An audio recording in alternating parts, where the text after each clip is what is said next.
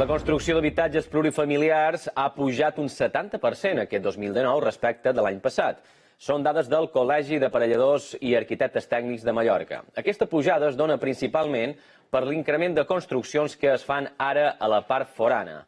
Calvià i Santanyí són els dos municipis on més es construirà aquesta classe d'habitatges. De gener fins a setembre, el Col·legi d'Aparelladors i Arquitectes Tècnics de Mallorca han visat 1.946 habitatges nous. Són 544 més que l'any passat i quasi 1.000 més que el 2016. Asseguren que la construcció continua a un bon ritme, principalment als pobles costaners.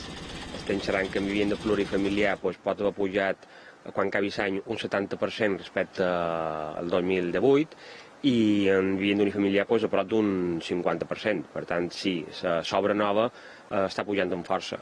A Calvià, des de l'any 2016, les peticions de llicències d'obra major no han aturat de créixer. Enguany n'han registrades quasi 900, 400 són per noves construccions. Que quasi totes les llicències que ha donat aquest Ajuntament, pràcticament el 100%, han estat llicències dintre del sòl urbà.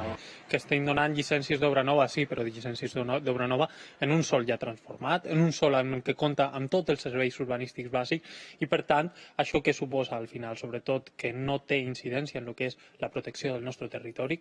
Santanyí és un altre exemple. Enguany l'Ajuntament ha rebut 160 sol·licituds de llicències d'obra major. 80 són obra nova.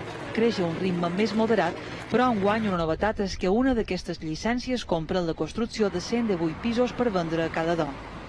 L'altra novetat és que si fa 2 anys pràcticament totes les llicències d'obra eren per fora vila, ara unes 40, la meitat, són per construir dins els nuclis. Té una gran revisió perquè hem de tenir en compte que moltes de vivendes que potser estaven, no vull dir en ruïnes, perquè sí que estaven abandonades, o moltes de vivendes que estaven tancades, ara se tornen a reactivar, i això és molt positiu.